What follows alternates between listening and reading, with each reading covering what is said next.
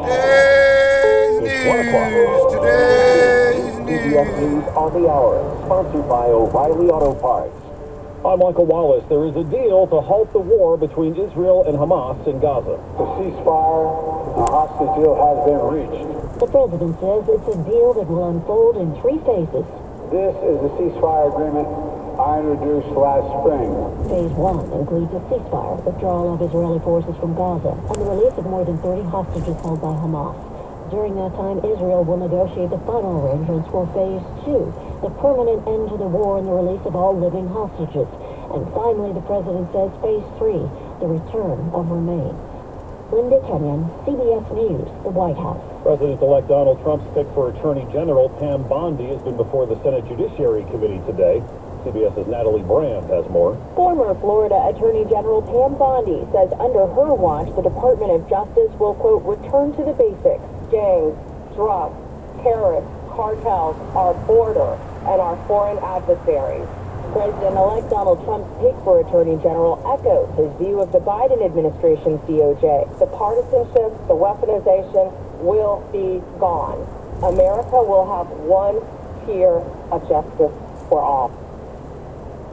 House Minority Leader Hakeem Jeffries is blasting Republicans who want to place conditions on wildfire aid to California because they believe state and local leaders failed to prepare for the fires.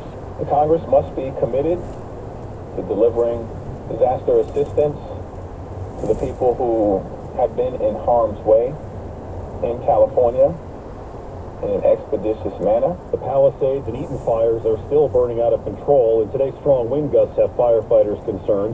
LA County Assistant Fire Chief Trey Espy says crews are returning to neighborhoods that were destroyed. We're just ensuring that we check every damaged and destroyed structure to ensure that when the residents and the business owners come back to their properties, that they have been searched thoroughly and that there's no human remains left behind. At least 25 people have died in the fires. The Labor Department says consumer prices rose 0.4% in December from the previous month.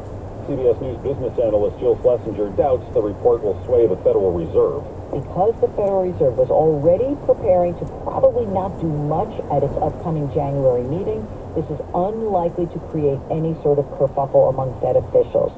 They're likely to wait for the March meeting to make a decision about whether to resume interest rate cuts.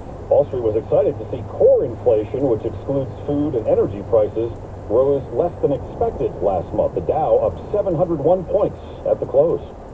This is CBS News. Well, that's today's news. Today's news. I didn't hear any good news, did you? I didn't think so. I guess it's all about perspective. The glass is half full. Well, as always, I'd like to thank you again for coming along with me on these Dash Cam News adventures. You know the drill. Peace, love, and all that hippie jazz. Bye-bye, everybody. It's 59 degrees in Albany, California.